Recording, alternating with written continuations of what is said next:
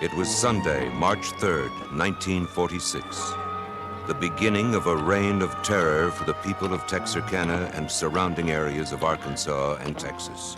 A terror so indelibly imprinted that today, 30 years later, people still speak of it fearfully.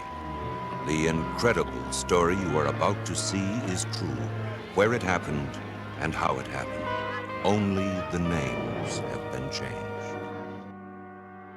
Welcome to Now Playing Podcast's The Town That Dreaded Sundown retrospective series. And then they did a retrospective. Hosted by Arnie. Fact is, Chief, the only thing we really do know is that we've got a very strange person on our hands. Stuart. He was the boogeyman, they said. And Jacob. The big man himself, living legend. But be warned, this episode will contain detailed plot spoilers and strong language. I want my entire team to hear what you have to say. If you think it's important, we think it's important. We hope you enjoy the show. I must say they do know how to please a man. Today we're discussing The Town That Dreaded Sundown, starring Addison Timlin, Travis Trope, Spencer Treat Clark, Ed Lauder, Veronica Cartwright, Gary Cole, Anthony Anderson, Joshua Leonard, and Edward Herman, directed by Alfonso Gomez Rejon. This is the Now Playing co-host who needs some sugar, Arnie. And Stuart. This is Jacob, and you don't have to pull a gun on me to get me to take off my pants. You know, we do a lot of sequels here at Now Playing, but rare is it the 48-year span between original and part 2. This is weird that anyone would remember The Town That Dreaded Sundown to make a sequel so many decades later. You saying sequel, not what I was expecting. Like, yeah, it's coming out 40-something years later. Apparently that other one's some kind of minor cult hit. So yeah, you remake that, you make it good though. I was expecting to be talking about the same event, same story. Yeah, I had heard that this was a remake. It has the exact same title, coming so much later. And it was on the tail end, but there were so many horror remakes. Even minor horror films were getting remakes in the aughts and the early teens that, yeah, I thought we were going to be discussing another telling of the 1940s killings. But not that I'd ever heard of this sequel, remake, whatever you want to call it, any more than I'd heard of the original one. This thing didn't make a blip on my radar in 2014. Yeah, did this come out in theaters? I don't think so. Here's the thing. I don't think that you can make the events in 1946. I mean, certainly if you're going to be leaning towards the truth, there's no interesting story there. The story is in myth. It's in what gets made up in people's minds. But the actual events are depressingly undramatic, really. You just couldn't do it. I don't think you could make a straight remake. No one would care. And certainly these days, we're expecting more, right? More bloodshed, more over the top. You can't just do a straight reboot. The first film story could be completely retold in a much more dramatic fashion. You could have a main character, you could show a town that actually did dread sundown. There's a lot of things you could do to retell this story. I'm not sure why you would, though. Again, when there's so many other things that you could do, why did we get this movie is the question really being asked. I think there's a few things that come into play around this time. One, the original director, Charles Pierce, finally dies. Was he holding on to the rights? Like, no sequels, no remakes? Well, a lot of, he made a lot of Boggy Creek sequels. And so I do think that, yeah, he was going to be creatively involved in whatever came next out of this. And you probably wouldn't want his opinion. You probably wouldn't want his fingerprints. Nope. No more Sparkplug. Though we do get Sparkplug in this, which is crazy. Yes. And the other thing is that I think, as you say, Arnie, there were a lot of reboots. There were also just a lot of postmodernism was back. Scream 4 happened in 2011. Cabin in the Woods happened in 2012. This idea of ironic slashers was a thing. And then the big reason why this happened, really the reason why this happened, is Ryan Murphy. He has discovered the horror genre on television to great ratings and Emmy success. Have you ever watched American Horror Story? I watched season 1. I thought it was pretty good. I didn't love it enough to keep watching the future seasons. Is it still going? Yeah, I know it went for a while. My wife watched the first season, but I never got into it.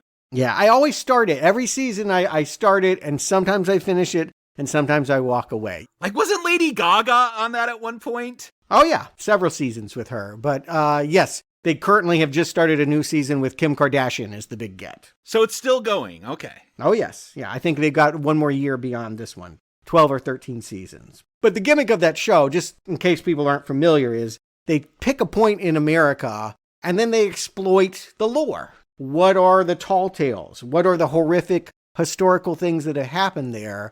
We'll spin it into a whole season. And they were looking to do something in the American Southwest. And I think that's how Ryan Murphy came across these Moonlight Murders. And he ended up putting it in the New Orleans season. Season 3 ended up being about a coven of witches. He said, "Now we can make this into a movie." And so he took the mythology of Texarkana and brought it to Blumhouse and said, let's make this its own thing. Yeah, Ryan Murphy, I primarily know him from Nip Tuck, which was a show that I loved and then hate watched after it got really bad in the later seasons. Every Ryan Murphy show will live to turn into something horrible. It's true. Good first seasons, excrement in those final seasons, yes. But I was excited when I saw his name behind the film, when I saw he was one of the producers. Yeah, right. This is really his idea. And again, I have to believe he was doing that deep dive research. What has happened in Texas, Arkansas, New Orleans?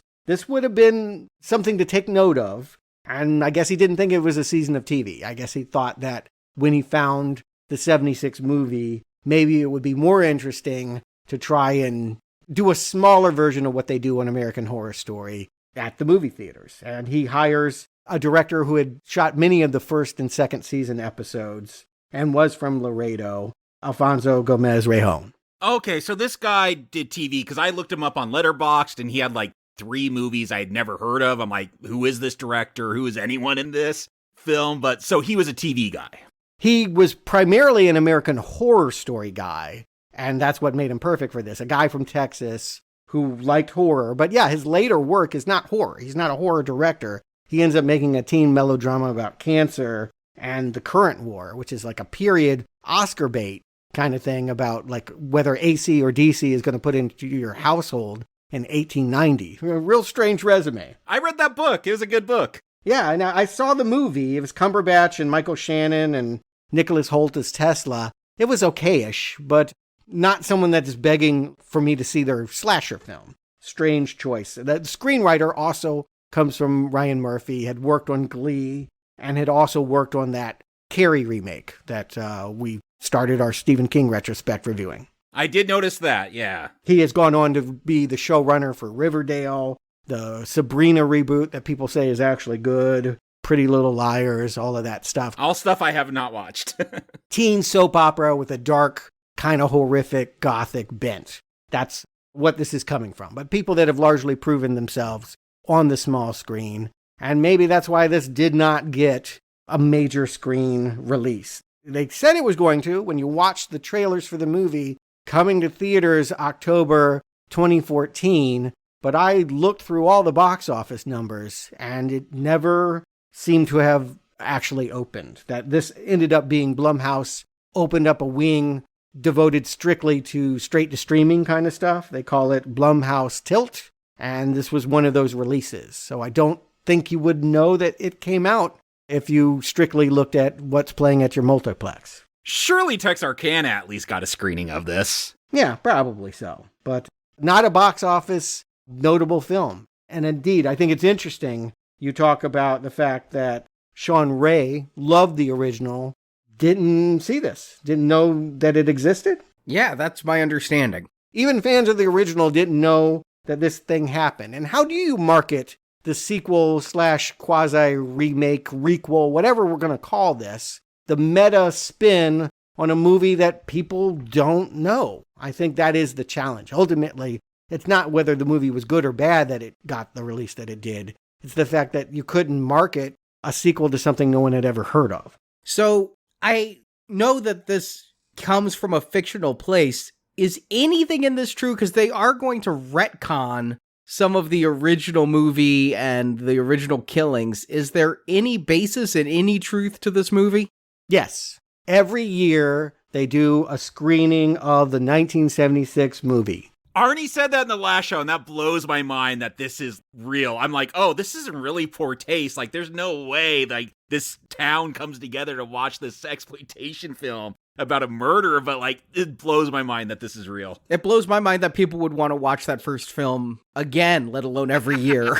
That too. I think I get it. I mean, again, that it becomes a part of your identity, that towns, certainly humor is a way to process trauma, and I do think the town was traumatized in 1946. And the way that it has helped gotten over that is, well, yeah, people bought a lot of guns. And then I think that they kind of turn it into a camp screening. I think it's more like Rocky Horror. I don't think people watch it to freak themselves out. But yeah, it's a part of where they live, where they come from, and it remains an unsolved case. So that gives these screenwriters, this filmmaker, a lot of creative room to create what is largely, yes, a very fictional continuation. Nothing we're here to talk about anyone is really calling a true story. But let's find out what it is. Arnie, give him the plot. Well, this film takes place in 2013, nearly 70 years after the real-life murders that took place in Texarkana. The town has come to embrace its bloody history, and every year at Halloween, they show the classic horror film, The Town That Dreaded Sundown. At the showing this year is our final girl, Jamie Lerner, played by Addison Timlin. They're on a date with fellow high school student Corey Holland, played by Spencer Treat Clark. The two leave the movie to go make out when a masked man attacks them. He wears the mask and follows the MO of the Phantom Killer from 1946. But while he kills Corey, he lets Jamie live, saying, "This is for Mary. Make them remember." Jamie tells this to the police, who give her a law enforcement escort in the form of Deputy Claiborne Foster, played by Joshua Leonard. But while Jamie gets threatening calls and emails from the Phantom, others in the town are brutally murdered, usually in the midst of a romantic encounter. Even the town's chief deputy, Hank Tillman, played by Gary Cole, is murdered by this masked killer. Leading the investigation this time is Texas Ranger Lone Wolf Morales, played by Anthony Anderson. Jamie, not trusting the cops to find the real killer, does her own investigating. She's aided by Nick Strain, a former classmate of hers played by Travis Trope. The two become romantically entangled while they search for the killer. As part of their investigation, Jamie and Nick go to Charles Pierce Jr., the son of Charles B. Pierce, director of the 1976 film. That director is now dead, but his son passes on a theory about the killer. Pierce says there's a forgotten Phantom victim from 1946 named Hank McCready. The Phantom killed Hank, but Hank's murder was ruled an accident and not included in the 1976 film. Hank also had a wife named Mary. The McCready family was upset that Hank's death was not honored among the Phantom's other victims, and Pierce believes McCready's son could be the new Phantom. But that leads to our climax. Nick and Jamie have sex, and almost immediately after, Nick is killed by the Phantom. Jamie is captured, and it's revealed there's not one, but two Phantoms. The first is Corey, whose death in the opening scene was faked. The other is Deputy Foster, who's the grandson of Hank McCready. Foster kills Corey and plans to kill Jamie and tell the public that Jamie and Corey were the Phantom killers, but Jamie gets a gun and shoots Foster. Foster flees and is never found, either dead or alive. And we see Jamie has moved on with her life, attending the University of California, but the Phantom still stalks her as credits roll. As they begin, they're going to do the newsreel thing. They're going to try to keep that consistency, but this movie is going to ultimately be a traditional horror movie, a slasher movie at that. I don't think we're going to have the same debate about whether this is a police procedural or Halloween. As soon as this narration started, I started writing exclamation marks down in my notes, so upset. They're really going to do this again. I'm going to have to listen to someone tell me the whole story. Oh, okay, it's a homage to the original. Okay, I could go with that. That put me at ease. It is just in this opening, but oh boy, as soon as I realized that this is not a remake, I was in a better space. And American Horror Story does this a lot. Whenever they pick the place, first one, it was a haunted house or something like that in LA. They have a game of jumping to the 40s, then jumping to the 70s, then jumping to modern day and back forth. That is a storytelling device that they try to keep up here. Yes, we need to keep in our mind that there were murders in 1946. We also need to keep in mind that there was a film in 1976 And this narration seems to imply that it's the film more than the actual murders that keeps the interest and possibly the killer around.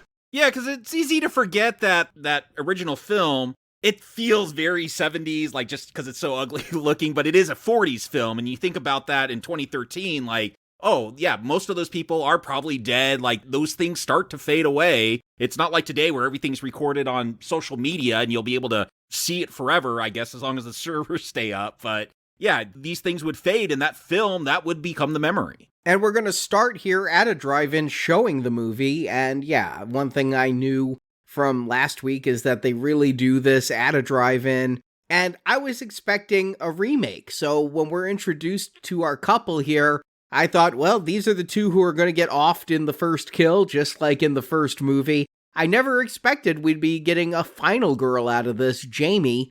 And what we're going to see is a first attack. But again, much like the first movie, not everyone's going to die who gets attacked. And I gotta say, like, before they drive off, because she doesn't like that film, neither did I don't blame you, Jamie, there is this preacher, like, this is a godless film, real people died. I'm like, yes, thank you, like, I'm questioning the whole taste of this. It's blowing my mind that this is a real thing that they do. And this is what does happen in films, and, like, I guess I'll say this film is smart enough to realize, like, yes, this is commentary on how we use real-life tragedy to entertain ourselves, but it took me a minute to realize that they were clued in on that as well. So I'm with this preacher at the beginning. Yes, I do think that this movie, again, I'll restate, is much more about how the 76 film hurt this town than how however many phantoms there were, and there might have been two or more back in 1946, they didn't do nearly the damage that the Pierce film did in perpetuating myth and exploiting tragedy. Maybe so, but one of the things that I feel about this film that I was feeling throughout the movie but hit me over the head with its climax is that the filmmakers definitely were channeling the Scream series. And if you think about Scream, in the Scream sequels, there's always the stab fictional movies that depict real killings as if they were a slasher film. And so here, I'm seeing them reference the 1976 film, similar to how in Scream 2 they'd reference Stab 1 or what have you, including starting at a screening. I mean, they started a screening of Stab in that second Scream film.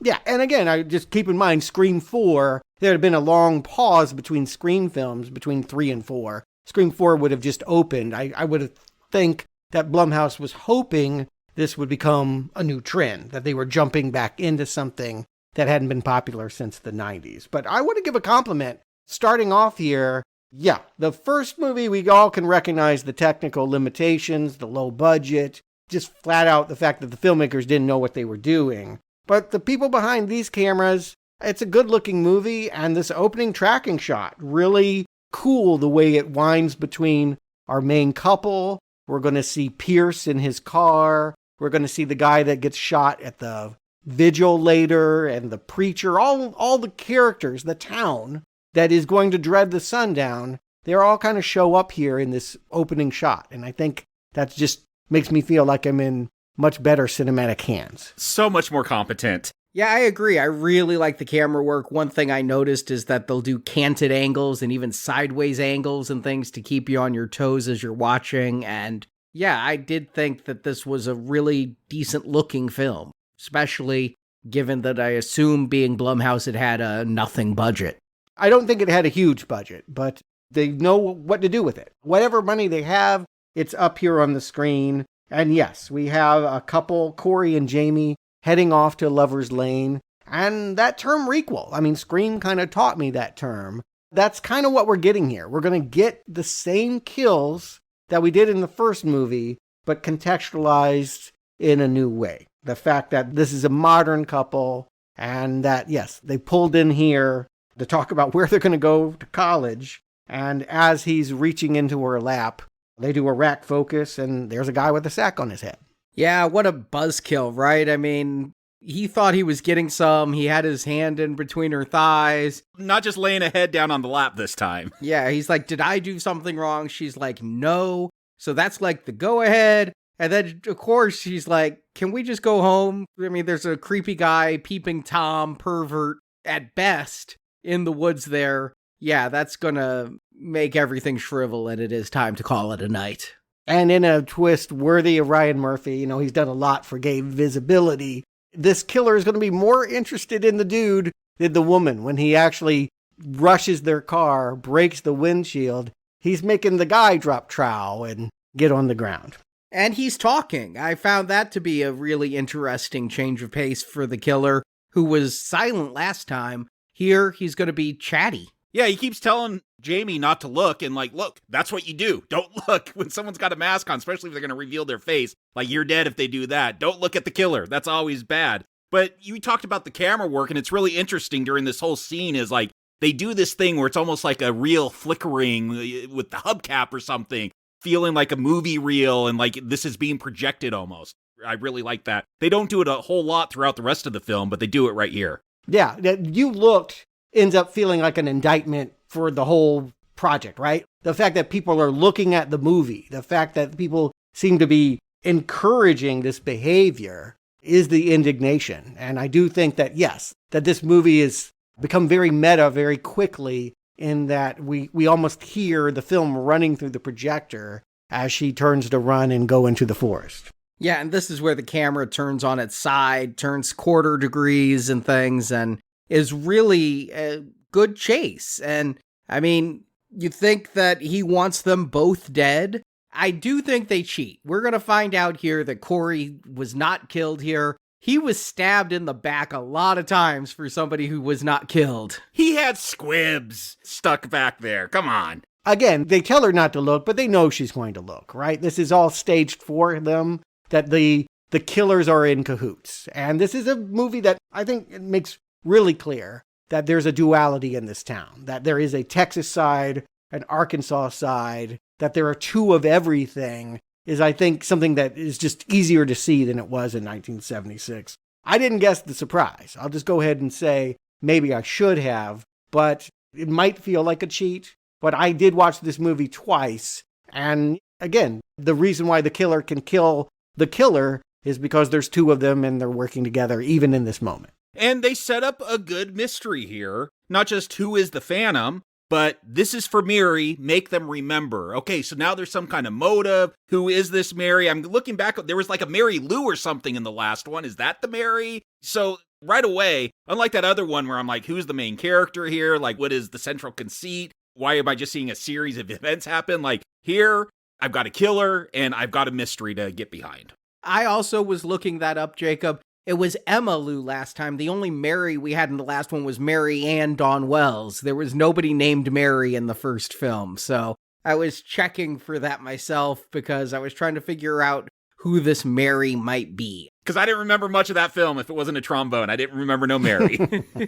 Yeah, Mary Jean Larry is the name of the real first victim, the one that lived but with bite marks all over her. And so maybe that's the Mary that he's talking about. When he has her down, you think she's dead. This feels like an opening kill, but the fact that she ends up stumbling back to the drive-in and lives to tell the tale to the cops makes you realize that this is both remaking what we saw before and doing it in a way that feels like, someone that has studied and knows slashers. And in fact, this girl is called Jamie. Don't tell me that's not Jamie Lee Curtis. Also like the detail that in the town, and this is true, Jim Bowie was, a hero of the Alamo, did invent that knife, and they do have a statue of him holding it there in town square. The killers have put a sack over his head and made him look like the Phantom. Yeah, it's weird, you get that one image, but I guess the cops, they make a point to Jamie, don't go to the press, don't tell them all the details, we want to keep this under wraps, so... That's Hank. Yeah, later on, we'll have someone say, we got to tear down that Jim Bowie statue, but I thought we were going to get, more clues like that popping up throughout the film. Yeah, there are several cops, just like there were last time, and one of them is Gary Cole of Office Space. He's the cranky one. He's the one that first looks like probably could be the killer. He's the one that doesn't want to get the press in on this, that is trying to control the situation. That would be the biggest shock for me if Gary Cole, Mr. Brady from the Brady Bunch movies, Mike Brady, if he was the killer. The fact that he's even in here in a serious role, let me tell you, later on when he's getting head, it's blowing my mind because I'm like, that's Mike Brady there. Jesus Christ. He's done some dramatic work, but I get, yes, maybe for most of the audience, if they know who he is, they're not used to seeing him portrayed in this way. But Jamie has also got another celebrity living with her, Grandma Lillian. This is Veronica Cartwright, Lambert from Alien, and she was also in that 70s Body Snatchers movie. Oh, I did not recognize her. A lot of time has passed. I saw the name in the credits and couldn't place where I knew Veronica Cartwright from. But yeah, that's Grandma, who is still too young, right? She would have not been aware or around in the 46 murders. Well, what she says is they go home and she's in the house of her parents. She says the parents lived in this house back in 1940s, but she was here when the movie came out. So when she's looking at the doors and talking about the paranoia, she's not talking about the 40s paranoia. She's talking about what Pierce's film did to the community again. And it's during this time between Grandma and Jamie where we're going to get a lot of details about Jamie's life, her parents being dead. There's one thing dropped that she wants to study creative writing. And I kid you not, I'm like, oh, are they going to do I Know Who Killed Me? Is this Jamie writing a fictional story to process, like to get into college, writing a story about a story in her town? I was going to be so mad if that was the reveal at the end. You know, Jacob, I was almost there in the same thought. I was wondering if Jamie was the killer and she was like having a psychotic break. I mean, how many movies have we seen like that where the person's the killer and doesn't realize they're a killer? Yeah, and they talk about her not wanting to take her anti-anxiety medication. I definitely had people I was eyeing for the killer throughout this. And I think when I hear you guys saying, I'm going to just bring to a fine point. This movie has a lot of good suspects. If you want to play the game of who done it, is it Grandma? Is it Gary Cole? Is it our final girl? You could say that this cast is overstuffed. There feels like there's too many people here, but it helps create all the red herrings and the guessing game that makes this kind of thing fun. I even was eyeing the minister from the beginning. Like, is there going to be a Scooby-Doo moment where they pull the Phantom mask off? Like, he doesn't have the same build. Maybe he hired a choir boy or something. But yeah, I'm eyeing people. There's a mystery. I'm engaged. I'm having such a better time than that last original version of this story. And that minister is Edward Herrmann, who was the lead vampire from Lost Boys. So he's been a twist villain before. Yeah, there's a lot of horror cachet. Again, this is a movie that's going to reward you that actually the filmmakers understand slashers. They've lived through the 50 years of movie making since the 76 Sundown and have seen how the genre has progressed and are going to make those, Scream in jokes. This is very self-referential in the way that a Scream movie would be, but referencing a slasher that I don't think Scream would even know about. I mean, we're going to get, a seventh Scream film. They're going to have to dig deep at some point. Well, they are changing that formula, but yes, they're moving away, I feel like, from knowing horror movies. But this movie very much needs you to know the original 76 movie, because everything that it does feels like it's calling back to some of those other kills. I for sure had that thought because early on they're going to show like that trombone scene, and I'm like, if I hadn't seen that original, would that even have processed? But then they're going to call back and like show it again and again. But yeah, I was thinking that. I'm like, would this film, because I'm having a good time so far, but would I be having this good time if I didn't know what it was kind of based on? Right. I think you need it. As much as I heard you guys saying you didn't enjoy it, I think you need to have had one spin with the 76 film. I agree. I think that for this to really be driven home, that was needed. Although, is there any link between that movie and our second attack, our second set of kills here? It does feel very much like we're going to be introduced to a couple of characters just for a body count now. It's November 26th, and we're going to see a guy home from his service and his woman. His girlfriend. I don't even know if they have names. Kendra. But no, like, here's the thing. I'm like, wow, I don't know if I've seen, like, a hardcore sex scene like this in a slasher film since the 80s. Like, this feels like a throwback, and so much of this film is a wink and a nod, like they know what they're doing. I figure that's why there's just a hardcore humping scene at the hotel room. You know what this was making me think of is My Bloody Valentine 3D that we reviewed? that also had that horny humping hotel scene? Yes, and a severed head, I believe. Yes. So I was definitely thinking about that when I was watching this, but yay, it's good to see an old-fashioned titty shot in a horror film. Yeah, make slashers horny again is what I say. Can I have a hat of that? You can. I will sell that. If people want to buy it, give me money. I'll sell it to you. Here's the tie. I hear you ask, what is the connection to the original movie? I don't think it's connected to the original movie, but Corporal Danny Torrens was actually one of the investigators in 1946. He was somebody that had his own theory about what was going on. So maybe it's kind of funny to make him one of these victimized couples. I just took it as it's a military guy. They made such a big deal about post-World War II soldiers coming home in that last one. That was the connection. Well, yeah. The second victim, that guy was a Seabee. He was in the Navy in Japan. They had some passing dialogue. There wasn't a lot to the characters in the first one. So it's hard to make reference to some of those kills because they were so generic. They were so undefined. They do what they can here, and then they run with it. You're right. It's a very in-your-face, naked scene. He goes out for some vending and comes back a severed head through the window. And she jumps out the window and gets a compound fracture in her leg. And that is a wince moment. Anytime I see bones poking through skin like that, oh. Yeah, I feel like even a lot of the R-rated horror that we talk about, I don't get that visceral, fun gore that I associate with slashers that I want to see. I don't want high art here. I want some good bones poking out, some boobs, that's what a slasher is. And this is, again, not high art, but it's delivering on what I want from this kind of film with that whole breaking of the bone and her crawling to the car and trying to get away. I agree. I just wish this movie was more of it.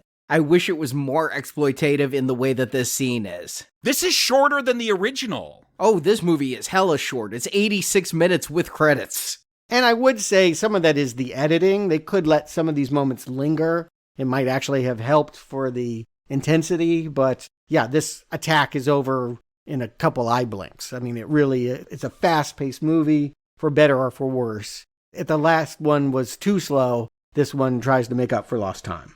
And after it's all over, Jamie gets a call from Corey. Her dead boyfriend still has an active cell phone and is making calls to her at midnight saying, if you don't tell them, then, this is going to keep happening. That it's putting it on Jamie as the important one, that suddenly she's the key to all of this. Why would that be? We'll talk about motive when we get to the end. I know that there are two different motives, but this must be Foster wanting this potential journalism student to write the story that's going to let his family history be known. That's the important thing that he's looking for out of her.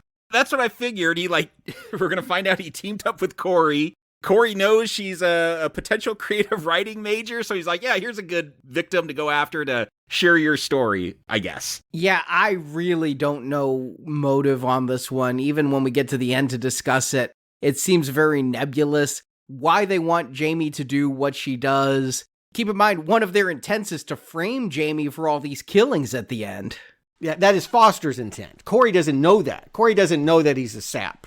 Foster knows that. And Foster is the guy that volunteered to sleep outside her house in the squad car. He seems like the noble cop if Gary Cole is giving you the willies. But let's not forget that this actor was in the Blair Witch Project. He was the cameraman that went missing. Yeah, I can't believe I didn't recognize Josh! Josh! But there's Josh. Yeah, again, this movie is ladled with people from the genre. If you just got to look hard enough, squint. And usually there's a meta commentary going on here. He sits down at the table with her, and he has the line that sticks out so much that I go, he's making it to the top of my list. I didn't know for sure he was the killer, but I definitely felt like they were indicating when he says, oh, I'm new to town, like Sparkplug. He's only been doing the job for a little bit, but everyone here has some kind of blood on their hands. And that kind of indicated that he had some grievance, right, with this town. Yeah, that line definitely stuck out to me. All these cops, the original version, are not very good, but the fact that he had that line, he's on my suspect list. But also on anyone's suspect list, I think it's been mentioned already, Reverend Cartwright. Yeah, he's going to be the one preaching to the town meeting when both mayors call a meeting at the movie theater and are trying to get the town to not dread sundown so much. He's going to be the one saying, we deserve it. This is our sins that have brought the killer, the Phantom, back. I love this scene because you just cut to one strange older guy trying to raise his hand, trying to get a word in edgewise, and cannot, between the preacher and the parents and everybody just shouting down how terrible it is and how that movie will never be shown again. GD movie. Don't say goddamn. Yeah, I'm going to violate First Amendment rights, I guess, and ban a movie. I don't think that's exactly legal, but that's what they're going to do in Texarkana. And that one guy, he's going to come back later. It's going to turn out to be Charles Pierce Jr., but I like how they introduce him here. Yeah, look for the crowd. I think there are clues. There are things going on. Someone told me that the actual Charles Jr. is here, too. I wouldn't know him to recognize him. Danielle Harris from the Halloween sequels is supposedly here.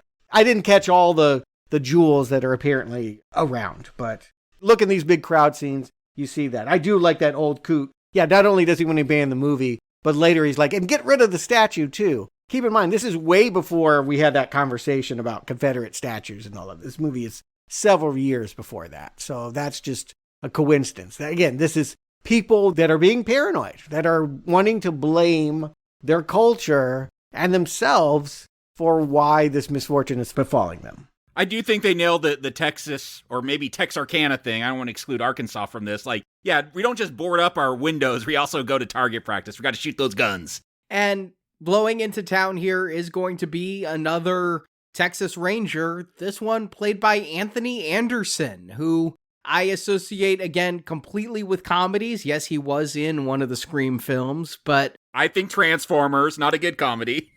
I mean, Blackish is where he won his Emmys. I mean, I think that's what he's loved for, is a sitcom. But yeah, definitely a figure of comedy, a stand-up comedian. That's, I think, how we're supposed to treat this guy. He is playing a guy with the exact same name, but Lone Wolf Morales. Isn't Lone Wolf McQuaid like a movie or a TV show or something? I don't know. I felt like, again, Morales, yes, they're going to refer to that, but Lone Wolf, they're adding that extra layer of like, yeah, this is referential to other things, even though he'll say he's never seen that original film.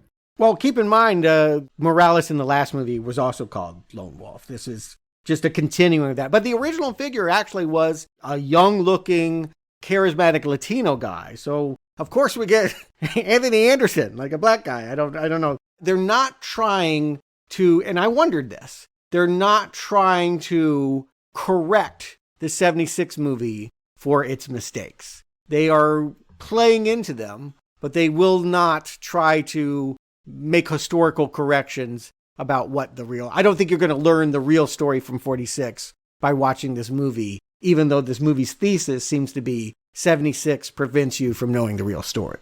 Which I think is true. Like, there's been this whole big deal about The Blind Side, how that was all BS. And I always assume that most of a based on a true story is kind of BS, that they'll take the skeletons, especially a film like that. But like, I think, yeah, there's an important discussion to have there. I think what comes out as the film version of history does become the accepted version because that's just how we are as a society. Yeah, it has more impact. Sadly, the truth matters less than the legend. And so I think that's, again, what the town seems to be struggling with here in this moment. And Jamie is going to try and fix it. She is going to go to the archives and get the true story. And that leads her to another suspect. Yeah, I'm right there with you. And Nick shows up all creepy in this. The archives are in an old jail, and like he's showing up behind the bars with the dossier and everything. I'm like, oh, he's been studying this. He knows who Mary is. Yep, and I'm going back to Scream, where, spoiler alert, the killer's the boyfriend, and I know that these two are probably going to get romantic. I definitely had Nick at the top of my list. Yeah, well, he knew her from high school. He was like, I sat behind you, don't you remember? I'm like, creepy stalker. It almost is too much. Yeah. I actually felt they were telegraphing so much. I'm like, maybe not him. Again, you want to misdirect people. So, but it could be anyone. It could be Anthony Anderson. It could be any of these cops. It could be this guy. I love how thick the mystery is. You know who I thought it was? I thought it was going to be Sparkplug, because when Anthony Anderson's bringing the cops together, there's a guy there dressed in yellow, and they dismiss Sparkplug from the room, and I'm like, oh, you got Sparkplug here. And that's just the kind of one-off reference somebody might get in order to then be unmasked as the killer at the end. I mean, I definitely think Charles Pierce, who played Sparkplug, was kind of a killer in the last movie. He was a killer of the scariness. He really killed the mood of it. Exactly. So you definitely dismiss him from this case because you don't want any of that Dukes of Hazzard hijinks going on. And they don't. I wondered if they would. I wonder if they would have some slapstick car chases. There's only so much referencing that they're going to do. They stay away from the stuff that we want them to. But Jamie comes home after, she finds out her theory is Benjamin Sewell, who was not anyone from the original movie or, as far as I can tell, from the 1946 case. They made up a suspect that she thinks might have been it. And then she gets an email. And this really is upsetting to her that Phantom is not just calling her, but sending her emails and pressuring her to, again, publish what she knows, to speak out and let her theory come to light. And it should be emphasized, she's been told not to go to the press. So, I don't think anyone knows that there's some mystery about a Mary. And I'm so glad that this movie is smart enough to know if you send an email, the FBI can, in fact, trace back to what server that came from. That minister's got to use a VPN. Yeah, the minister needs a VPN and a Proton Mail account. But I was rolling my eyes like, oh, they're going to say that they don't know who this email's from. No, they're very much going to find out that it was sent from that Reverend Cartwright. It's going to take a while. They're not going to know right away. It's another month. But yes, the movie knows how law enforcement works, unlike last time.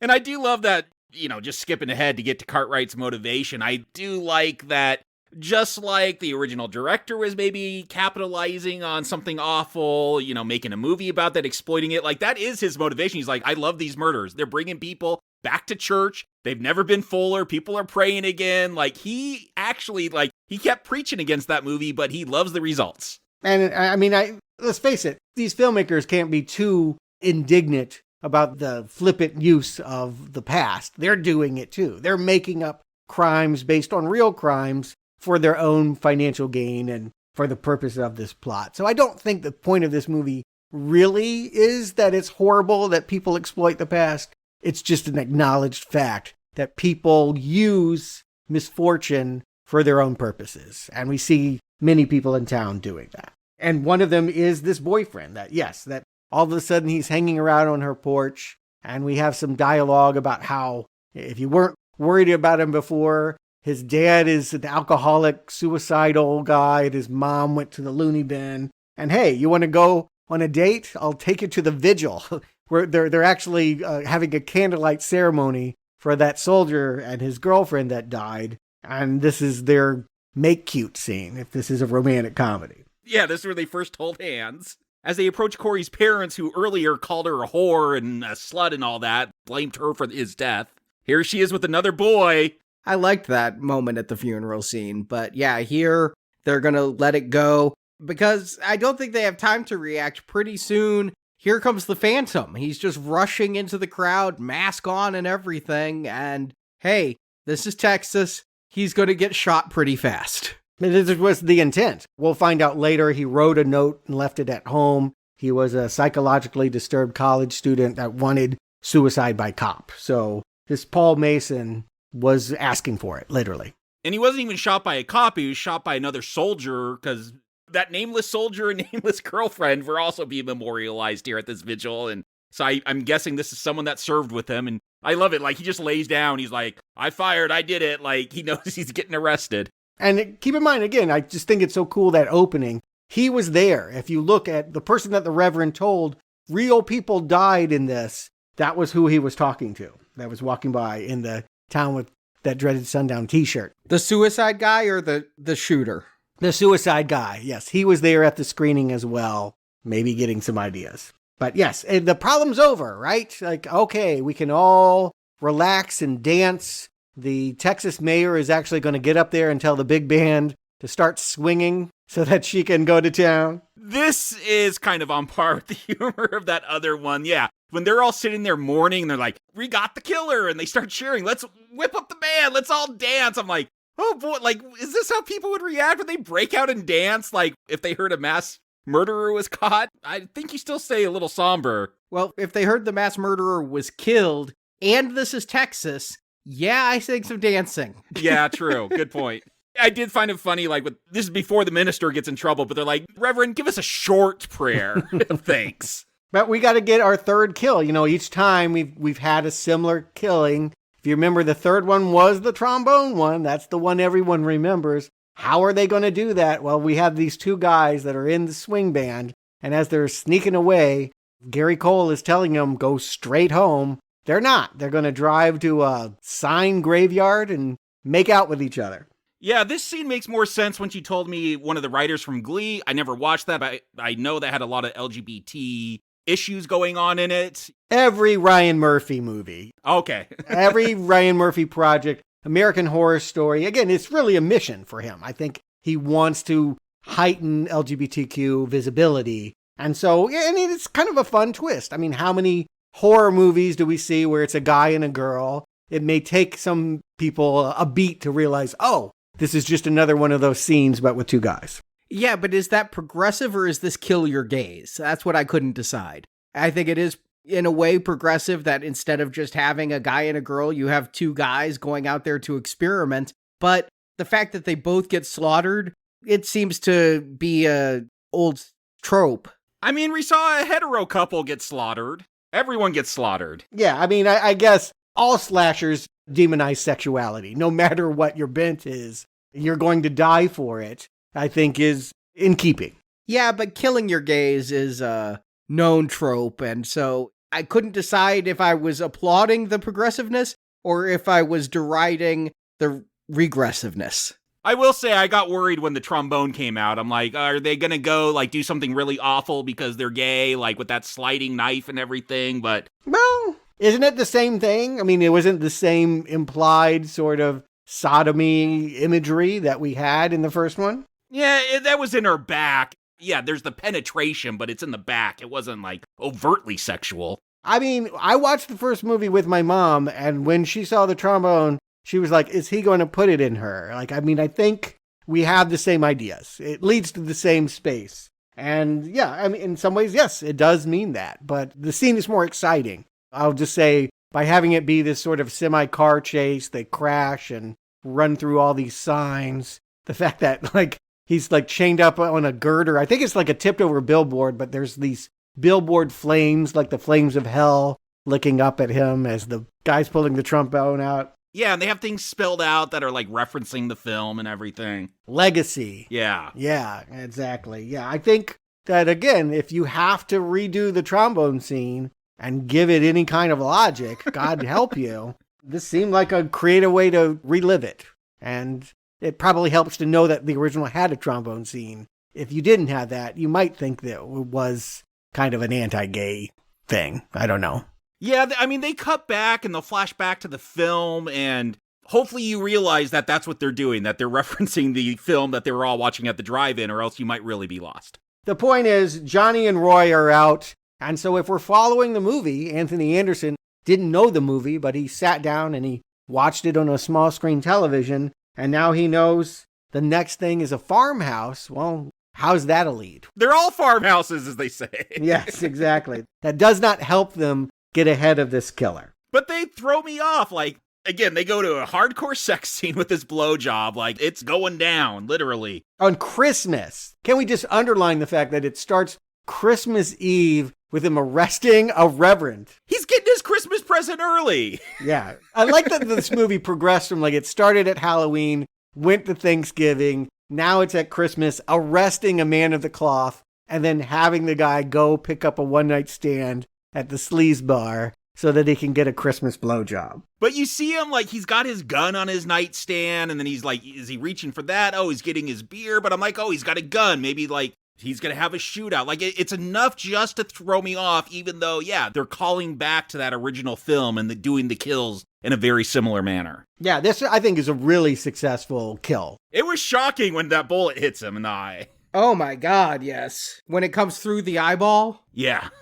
You know that the killer does shoot the husband through the window, that Dawn Wells' husband was sitting there reading the paper. And so I guess just because he was doing something like reading the newspaper, I wasn't thinking we were in that moment. I probably should have been ahead of it. The movie tricks me. I didn't think we were in the kill But we're in the kill, and yeah, no sooner has he opened his eyes, climaxing, than boom, right there, the bullet is in his eye. And this woman now is going to try to do what Dawn Wells did and survive, run through a cornfield. And they got a really cool shot from above where you could see her like crawling and you could see the path she's taking as the Phantom's looking for her. Again, like, I don't know, maybe they didn't have a lot of extra footage. That's why it's edited so tightly, but there's some good camera work in this. Absolutely. I really liked that. And the paths that they were leaving, I thought it was cool that they were delineated versus not. And the fact that she was able to hide in those weeds, it was a really semi-suspenseful moment. And I thought she'd get away because I saw the last film. I really thought she'd get away. Yeah, well, that's what I started asking. I was like, does he even really want to catch her? If you have a copycat, don't you want to do it exactly like it happened before? Nope. No, he's going to, not only is he going to like knife her in the back, but the next morning, the neighbors are going to find that their scarecrow has been replaced with her and that she's just dangling there for all to see. Yeah, the scarecrow was replaced with a scarehoe. Ooh, badooch. But back to Jenny, because in the middle of all this, we've had a few scenes of her trying to process what this killer has meant to her. Now, keep in mind, she's lived in this town her whole life, but this is the first encounter she's ever had with the Phantom, excluding a sleepover. We have this moment described that she was at her friend's house. The big brother put a pillowcase over his head. She found out what the Phantom was and freaked out. Had to be brought home. Her parents were called. And this is why she's an orphan. This is why she lives with her grandma. Can we put this on the Phantom? Is this the Phantom's fault that her parents are dead and that she is now the target of the Phantom? So I hate to bring up this very divisive review that happened. I wasn't involved, but Halloween Kills, like, yeah, where the town is overrun by paranoia of Michael Myers and, like, do crazy things. Evil dies tonight. Yeah, evil dies tonight, all that. Like, it does feel like in that same vein. Like, here is a town. Maybe they haven't processed that trauma. They treat it as kind of a fun event every year, but it had real consequences. You're getting to my end thesis, but I'm going to make the case that this Sundown is as much a harbinger for that Halloween as the original was a harbinger for Carpenter's. You're stealing my thesis for my end recommends. All right, well then let's just share this thesis. It's two theses, like everything else in this movie, doubles. But yeah, I definitely see a lot of those later Halloween movies here, 5 years before that was ever scripted, before that was ever happening. Those ideas were formulated in this little throwaway Blumhouse film. But yes, that does seem to be the thing, that she lives in this town and needs to escape it. And Nick, is he still your number one? He's giving her a necklace. He's tried to kiss her and she's now forgiven him. Where you at with Nick? Yeah, still my number one, because again, I'm still thinking Scream 1 and how that one went down. I mean, he's probably my number two, because I'm not even joking. I really thought Sparkplug was going to come back. The actual Sparkplug from 1946? No, the Sparkplug from this movie. The cop they referred to as Sparkplug. Oh, okay. Because having a 100-year-old killer would be, well, it'd be creative. A true Phantom. Yes. Yeah, I kept thinking the cops, they keep cutting back because there's always this one sitting outside her house to watch over her. I'm like, I don't know. Every time except Lone Wolf, like, he seems like a normal guy that actually wants to solve this case, but like all the other cops just gave me a weird vibe. But Nick is still on there, but he's not number one for me. Agreed. And we have a new suspect, as you pointed out, at the town hall, even at the sleaze bar where the deputy picked up the woman. We've had this guy hanging out, just looking funny. And Nick knows that the original filmmaker of that 76 film had a son that lives in town, doesn't have a cell phone. How will we get to him? Well, they eventually get to him in this kind of cool transition where we go from the Scarecrow back in time. Suddenly we realize that farmhouse that just had a recent attack was where they shot the Dawn Wells attack. And we have Charles Pierce Jr. talking about his dad's theories.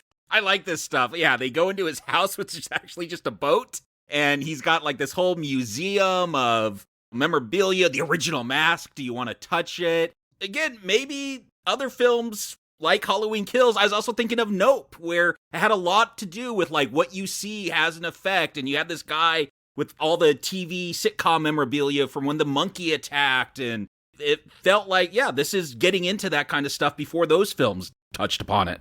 And he's living at the salt flats, at the sand pit, where the climax of the first one was. So again, it's following the same progression after the farmhouse attack. Now we're at the sand pits. Is this where it's all going to climax? It feels creepy that they have this drunk guy that apparently has all the answers because his dad made a film.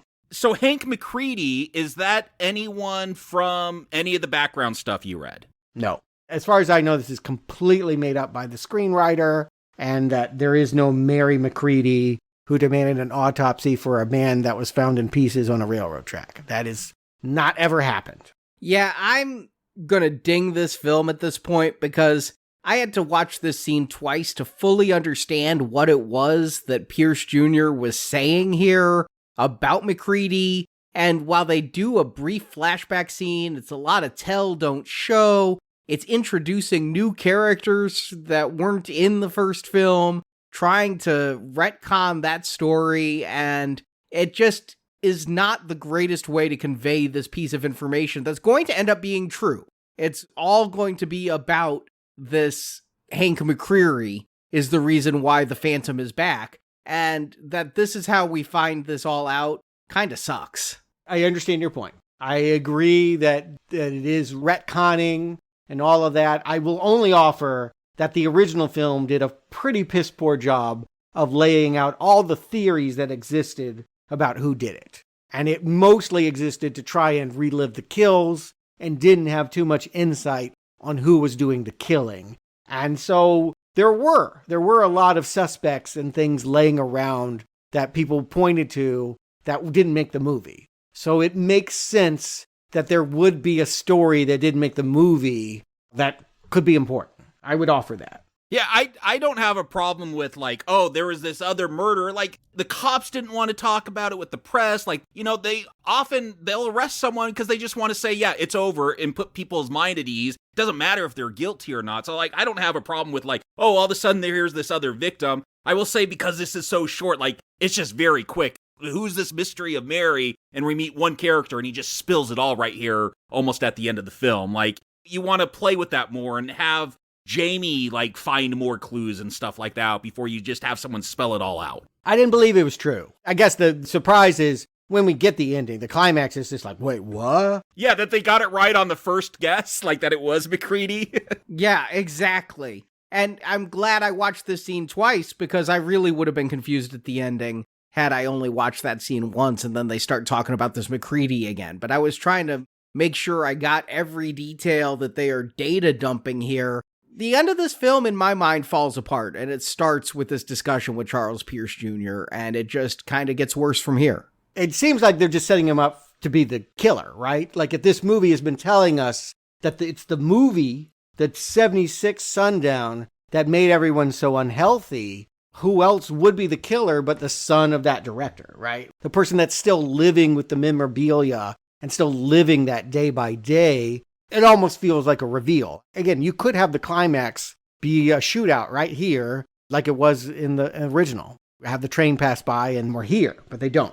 Yeah, I'll say, and I'm assuming because this is Blumhouse, they're going to just pay just enough money as needed to get this filmed. Maybe a few extra seconds of footage that was edited out. This ending feels very rushed. There should be more mystery. Is it this son of McCready or the son of this director? I don't have a problem that it's actually McCready. Like, I think that's kind of a good idea. Like, yeah, here's someone that wasn't memorialized in that film that everyone remembers and everyone mourns all the other victims. But what about this other one that just got forgotten? Like, I don't have a problem with that. It just feels very rushed by the end here. All right, here's the crazy thing. Jamie's literally going to come home from this. This is the craziest part of the film. This is the craziest part.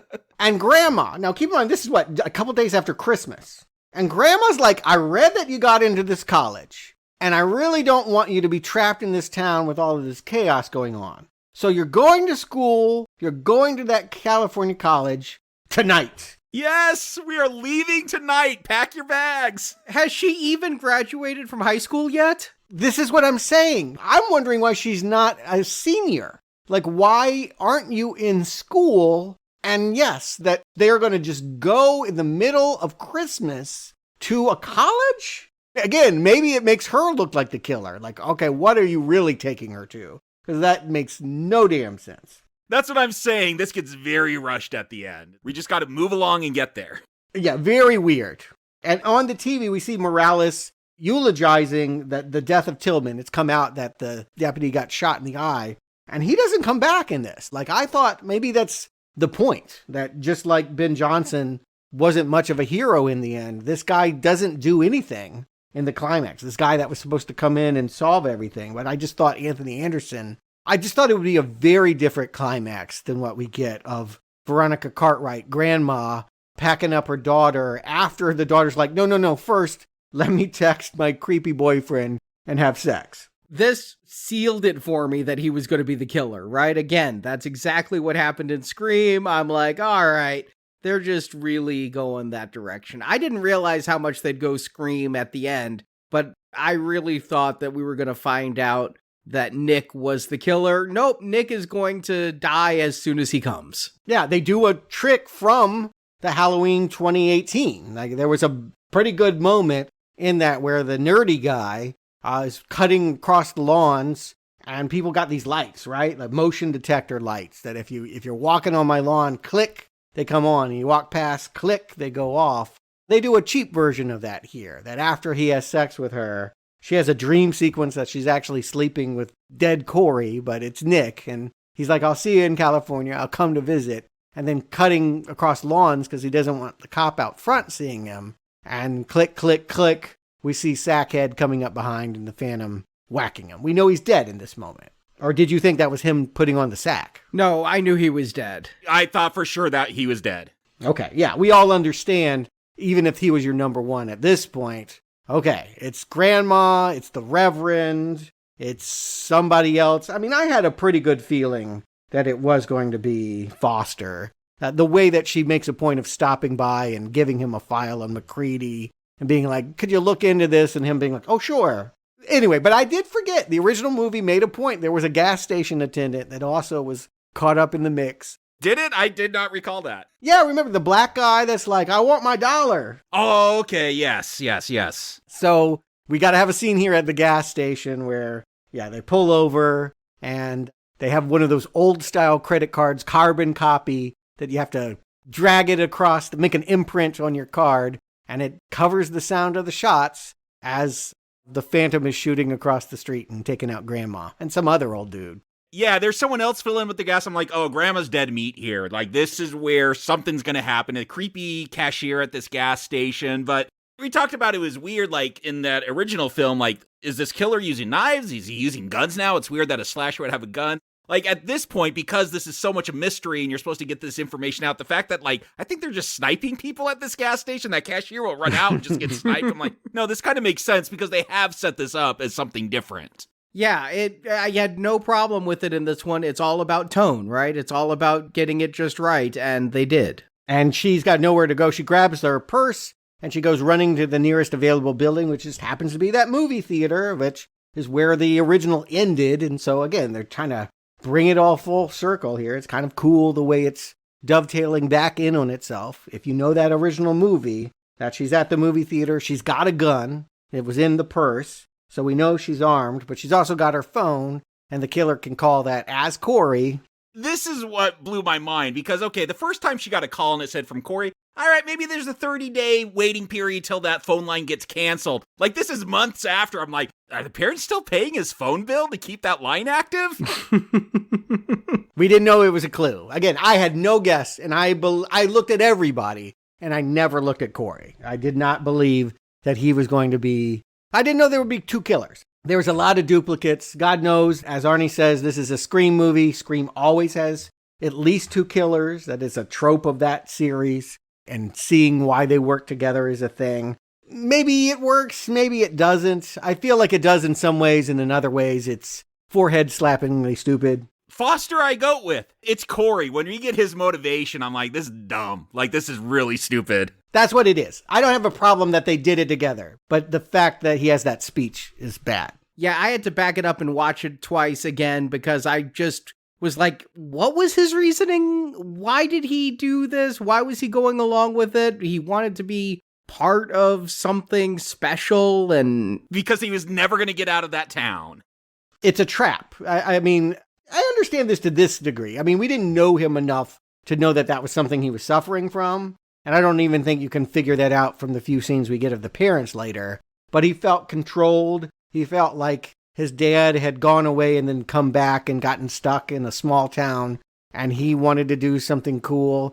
Is that connected at all with any motivation? I don't know. We never knew who the original killer was. We never know what motivated them. So it just feels like a BS reason to try and explain why this teenager would be working with the grandson of the victim that no one knows about. Yeah, it feels like a lot of time when there is a real life mass shooter who's younger, it's just like, oh, they wanted to be remembered for something. It feels very psychology 101. I was expecting a better motivation for this. Agreed. It was really thin, and it was not a good reason to bring this character back from the dead, you know? Kind of a fun twist, but it really just struck me as lame at this point. It's lame, but at the same time, you got to admit they got you, right? Like, on the surface, they win because you weren't suspecting him. You know how they got me? It's because I'm like, who? I didn't remember Corey's name from the beginning. Come on, they even show his face when he calls on the phone. They remind you. Yeah, and she had that sex dream and all of that where he was there, and like he kept popping up. So they did what they could to keep Corey in her mind, that she talked to the therapist and she felt so bad that he was a good person and she felt guilty for killing him. And the parents certainly made her feel bad for that as well, that it was somehow her fault she ran away. Well, he wasn't a good person. I like some of the irony of it. It's just the speech. It's just the way that this all happens here at the end. It's very rushed. All of a sudden, she's running across train tracks. We see that Nick is chopped up in pieces. We see that there's 2 sackheads. One of them has crossbows. And the one that's not Corey, Foster, is going to kill Corey and make it look like Jamie wanted this to happen. That all of her obsessing and writing about this, her past with the Phantom, it would all play into a narrative that this cop would bring her to justice. And in doing so, the story of McCreary could finally be told. But she's got a gun. I pointed that out already. I didn't notice it. Again, watching the movie the second time, you're able to track some of this. It's very dark. Yeah, I didn't notice it till it went off. Yeah, strange editing here at the end where he shoots Corey and then he's on top of her and then she shoots him. And does he fall back into the swamp and like just washes away? I couldn't really, again, the picture is so dark. I couldn't really tell what was going on. I thought it was going to be a Boggy Creek like crossover. The Bigfoot was going to come out and grab him or something. Yes. And maybe that even was what they were going for. I don't know if it was a Boggy Creek joke or not, but the point is he becomes a Phantom too. We don't have conclusive proof that he's dead. Maybe he'll come back for a sequel. If this thing had made any money, I'm sure they would have made another one. And we're going to get a quick denouement where Jamie is now in college and seemingly well-adjusted after all of this. She publishes her story. I think that's the healing, right? That she gets front page in the paper and is able to tell her version. But not everyone's going to believe it because there's no body. So she makes the point that some people will always believe it's a spirit, like the religious folks. And some people, like Pierce, are just going to cling to their daddy's legacy. And she is going to try to put it behind her. Well, before we put this behind us, Jakob, Stuart, do you recommend The Town That Dreaded Sundown, 2014 version? Jakob. I was originally going to say, was this really directed by Peter Jackson? Because it's bad taste. That's a reference to a Peter Jackson film. Go watch it. It's good. But then I realized, after talking to Stuart informing us about how much was made up in that original film, I don't know, this is even smarter than I originally gave it credit for. At first, I'm like, wow, this is really exploitive, where it took this, more or less a docudrama. You took a Wikipedia article and tried to tell this meta story about it. But, no, it's actually smarter because a lot of that was already fiction, and that's what came to be known as the truth, more or less. And this is grappling with all of those kind of issues. We talked about Halloween Kills. Better than that. I like this a lot more than Halloween Kills, maybe because you don't have a hospital full of people chanting "Evil Dies Tonight" as they chase a hunchback around. That was very silly. This one surprised me. I'm not going to say it's genius, but it was smart, and I wasn't expecting that. I was really dreading this film, watching it again. I thought it was going to be a remake.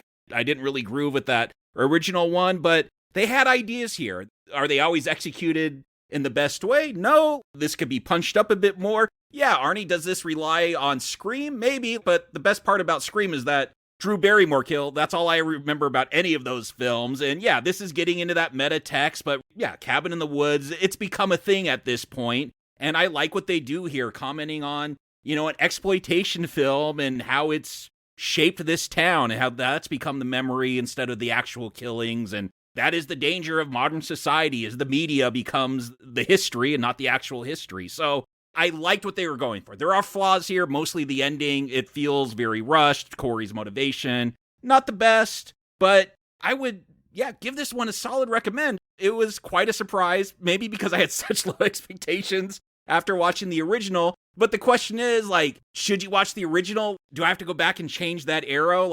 If you're going to watch this one, I would say watch the original. You're going to be able to appreciate this one more and what it's doing and the references. They feel of a piece that needs to go together. So I'm recommending this one, and I'm also recommending if you watch this one, then I recommend the original one. Watch that one first and then this one. They're both very short movies. It's not a whole lot of investment. But yeah, really like this film. It was a nice surprise. Recommend. Stuart. Yeah, and I hear a difference in that one you're recommending as an enjoyable experience, and one you're recommending so that you'll understand and enjoy the experience. Yeah. But not because you've changed your mind on 76. No, I have not changed my mind on that. I just think it will make you appreciate this one more. Yeah.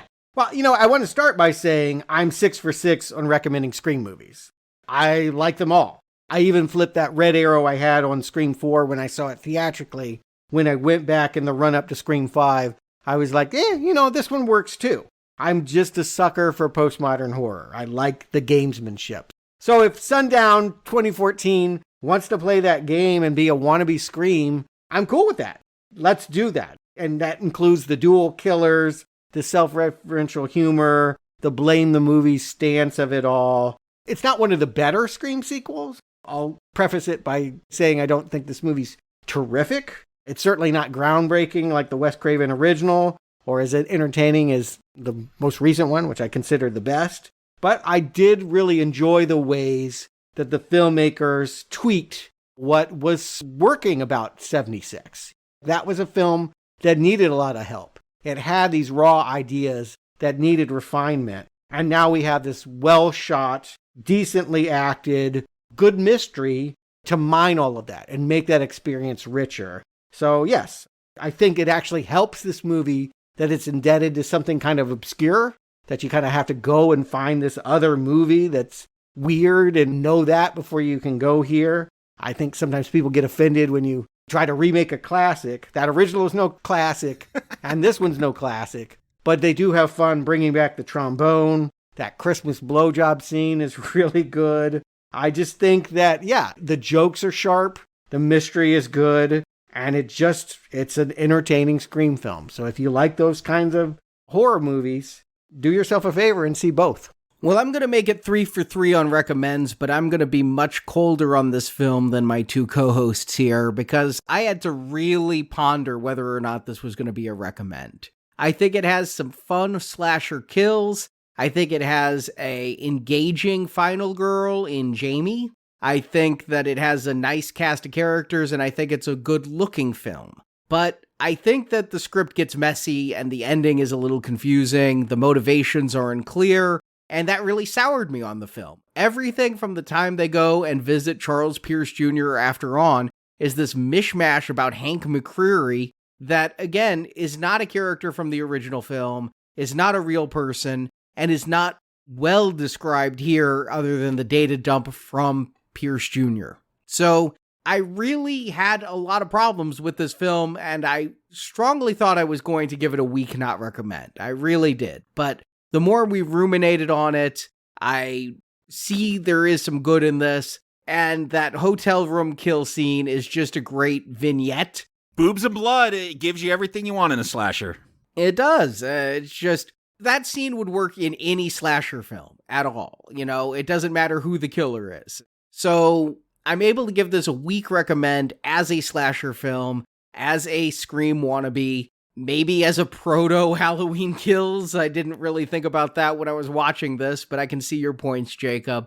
For Halloween, if you're looking for a new movie to watch that you haven't seen, you want a slasher, I think this 2014 will do it. I'm with Jacob. You kind of need to see the 1976 film to really get the impact of the 2014 film. So if you gotta make it a dual bundle, like put them both in not recommend category. You go the opposite of me then. Yeah, I don't think this one is good enough to make the first one worth watching, but standing alone and having watched the first one, yeah, this is a weak recommend. All right, that's strange because on one hand, I'm hearing you really saying it's not worth it because you absolutely have to see 76 to like what I like about 2014. Yeah, but I think 14 can stand on its own enough. It would be a fine slasher. I think I get what you're saying. As a slasher, it's passable, but what I appreciate about this film and why it gets, again, not a great genius film, but underrated. Like, I really like this one. That's because I saw that first one and I got all the references and what they were going for. And again, you make that first one sound like torture. Maybe it was for you, but not torture, but it's a real solid not recommend. It's a funny little curiosity that, again, gets exploited really well. It's a film of raw ideas and potential that other people would mine, and some of those people that mine it for something better do it here in 2014. This remake makes whatever misgivings you'd have about the original worth living through. Yeah, as weird as this may sound, thank you, Sean Ray, for sponsoring that last film so I could appreciate this one. Because, this one made that one worth it. Yeah, and I don't think we would have ever gotten to this retrospective. None of these hosts knew about this project. There's a lot of horror movies out there. I don't know that we would have ever gotten to it. I'm glad I saw them both. Same here. So thank you again, Sean Ray. Thank you to all the Now Playing supporters. It is you guys who allow us to do this show Tuesday after Tuesday, but our time going to catalog titles is over. It was brief. We are going back to theaters this weekend. Saw 10 is coming out. Jacob, you, I, and Marjorie will be back next Tuesday. If we must. To cut back into Jigsaw with this interquel that takes place between part 1 and part 2. I mean, aren't they all like that? I feel like, I don't know, you're the keeper of the timeline. I'm rewatching all 9 Saw films leading up to it. It almost seems like you'd have to if you want to try to follow it at this point. It's but a labyrinth. I don't. I'll watch the film, but I don't want to try to follow them all. Yeah. I hear ya. And we've also gone back to theaters last weekend, which is why this Friday we have a new review of Expendables 4, the finale for Stallone. I guess he's getting off. If they make any more, he won't be doing it. Let's see if he ends up on a high note. And it ends our donation drive, this spring donation drive. Calendar fall is just around the corner, so it's time to button up our spring-summer donation drive. This is the end. If you want to get all of these bonus podcasts, all the shark movies we did, 47 Meters Down, The Meg 1 and 2, The Shallows, Open Water, if you want to hear the reviews of the 5 Piranha films, if you want to hear our reviews of the entire Evil Dead series, if you want to hear our reviews of the entire Indiana Jones series, and yes, the Expendables series, this is all of our spring-summer donation drive that ends with Expendables 4 this Friday. And again, I can't stress this enough, it is listener support that keeps us on the air. We did not pause in the middle of this podcast in order to discuss pet food or Audible subscriptions. A mattress. Yeah, mattresses are a big one. Manscaped, you don't have to listen to me talk about shaving my pubes.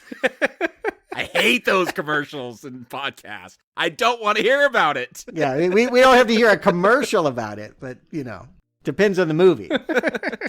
But if it just comes up in conversation. Yeah, I mean, there's movies where it's relevant. So we rely completely on your support to keep this show going. Sean Ray is not enough to keep the show going alone. We need listener support through our donation drives and through our patron program. You can find the details at nowplayingpodcast.com/donate. And we thank you in advance for your support of Now Playing Podcast. Hear, hear. We'll talk to you this Friday with Expendables 4. And Jacob, Stuart, thank you for joining me. Until next time, don't look back.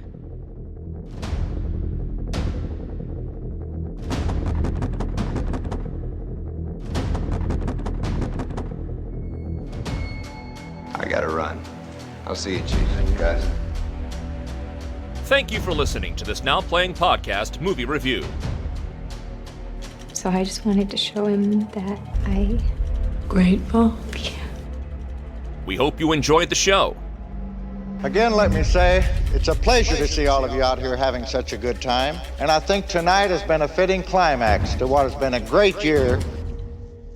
And come back to NowPlayingPodcast.com next Tuesday for another all-new movie review podcast.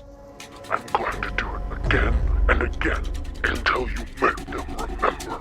Help us spread the word about this show by leaving a 5-star review on Stitcher, iTunes, or your podcast store of choice. It's a source of pleasure to him. Makes him feel important. Want more reviews like this one? In the archives section of NowPlayingPodcast.com, you'll find more than 1,000 in-depth movie reviews from our panel of hosts. Now we just use it for storage. All of our archives and files. Support from listeners like you keeps Now Playing Podcast on the air. Well, we're doing the best we can possibly do. You can donate directly by tapping the support button at NowPlayingPodcast.com. If you want money, I can get you money. Need more Now Playing? Subscribe to our In Focus weekly newsletter for exclusive digital download giveaways, celebrity interviews, behind-the-scenes insights, and more. Sign up through the subscribe page on our website and get it delivered to your inbox every Friday. I'll keep you informed as to what I'm doing. Now Playing Podcast is produced by Arnie Carvalho. Since I'm in charge of this investigation, things are going to have to be handled my way. Associate produced by Jason Latham. I am not going to let this mess be the most important thing in your life. Now Playing is edited by Heath, Santiago, and Arnie. I heard something. I'm not kidding. I heard something. Now Playing credits read by Brock. Well, I'm just going by the statistical profile he fits within, Captain. This thing has become a game with him, you know. The opinions expressed in this podcast are those of the individual hosts and may not reflect the views of Venganza Media Incorporated. Rumors can hurt us. Venganza Media Incorporated is not affiliated with, and this podcast has not been prepared, approved, or licensed by any entity that created the film analyzed herein. You don't mean that fellow they call the Lone Wolf of the Texas Rangers? That's right. All movie clips and music included in this podcast are the intellectual property of their respective copyright holders. They are included here for the purpose of review and no infringement is intended. Make Texarkana pay for its sins. Now Playing Podcast is an exclusive trademark of and may not be used without the express written permission of Venganza Media Incorporated. You want an official or a private reply? Now Playing is a Venganza Media production, copyright 2023, and no part of this show may be reproduced, repurposed, or redistributed without the written permission of Venganza Media Incorporated. All rights reserved. What happened to the Phantom Killer, no one really knows. Some believe he was convicted of another crime, and today he is still serving his term in a Kansas prison. Some believe he died here in these swamps. Texarkana today still looks pretty much the same. And if you should ask people here on the streets what they believe happened to the Phantom Killer, most would say that he is still living here and is walking free.